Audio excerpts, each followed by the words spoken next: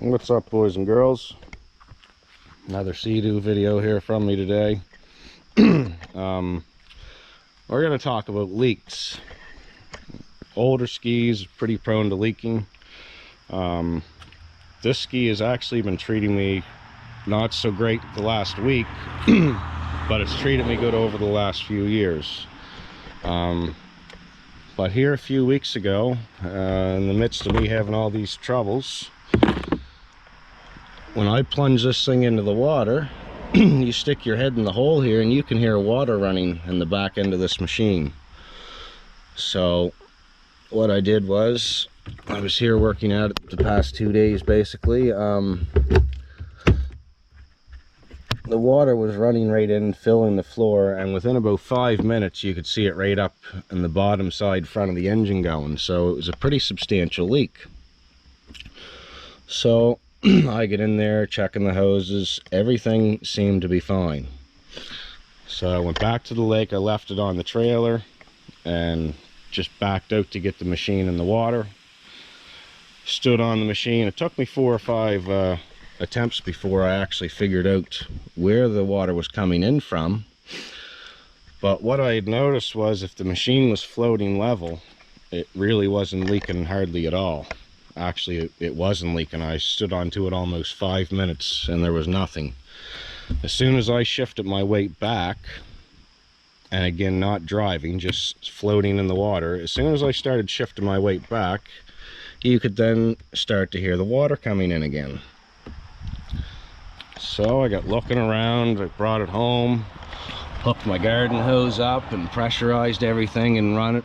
Made sure it wasn't, a cooling hose or something leaking inside, or the water box,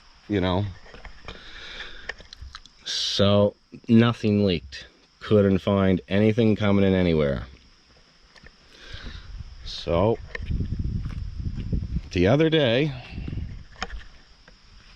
there was a pop rivet that had pushed up a little bit, and I had just bumped it back down with the hammer, because obviously it was, like a thorn in the foot kind of deal. So after doing some testing on the lake to try to figure out where this leak was, and again it only seemed to leak if the back end of this machine was submerged, looky here what I found, guys.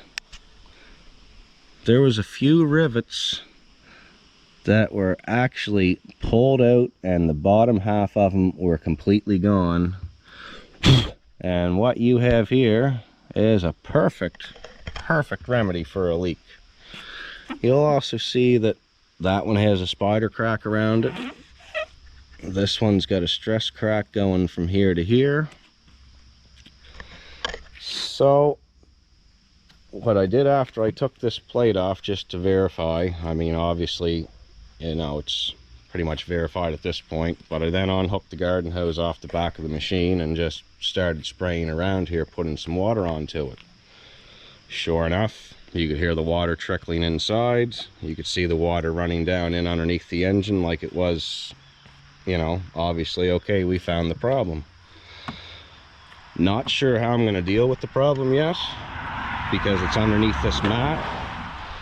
I'm thinking I'm probably just going to bump all these down through the hull and probably just patch the individual holes.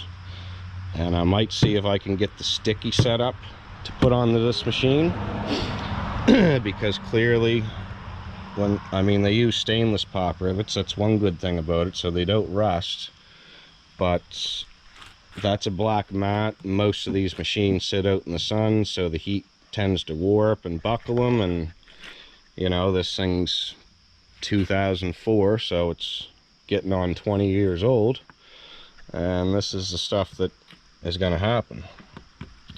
So not a huge deal, fairly easy fix, I guess, in one sense, but it was quite a bit of aggravation just to figure it out, because, well, one thing I had known when I had my head in the hole, you can hear it trickling. So that told me that it's not pushing in through the bottom of the hull. If it was pushed in through the bottom of the hull, you wouldn't hear it trickling, because it's already in the bottom. So to get a trickle, it had to be trickling down off of something. And like I said, as soon as we pulled this mat off, Lo and behold, this is what we found.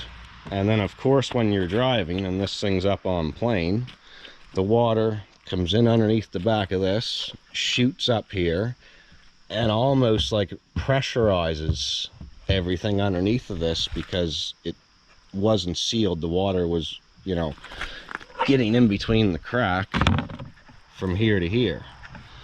So once you were going along, this is like pressurized water underneath this mat, which, well, it only made sense once I took it off that that would be the leak.